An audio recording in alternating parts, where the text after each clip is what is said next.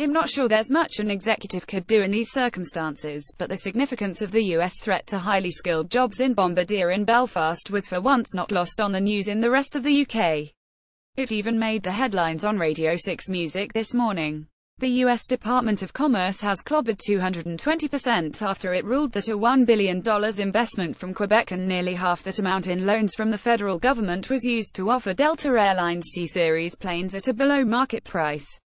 The DUP presser this morning: C-series is a hugely innovative aircraft that is vital to Bombardier's operations in Belfast. It is this innovation that sets the C-series apart, and it is not in direct competition with Boeing. It is important that representations continue between government and the administrations in Canada and the US, as well as with the two companies. There has been recognition in London of how important the success of C-series is to Northern Ireland, and I would urge efforts from ministers to continue. However, the party must know that this introduction to the harsh realities of free trade economics will provide some rough weather for its determination to press for a hard Brexit.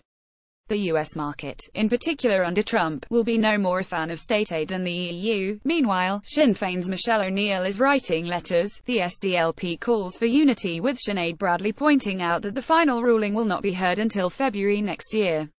So there is time, though not much of it.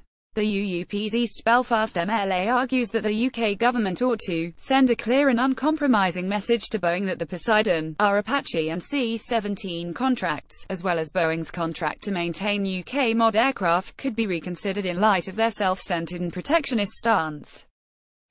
But you'd have to ask yourself, how far will Brexit UK want to push its luck with a crucial trading partner outside the EU? Finally, alliances. Stephen Farry highlights the impacts of the follow-through on this ruling. The company is the cornerstone of the manufacturing sector in Northern Ireland, both as the largest employer and enabler of a wider engineering supply chain. Any negative impact of this ruling on the company would have a massive impact of many livelihoods and the wider economy. Quite anyone feel like getting back to work anytime soon?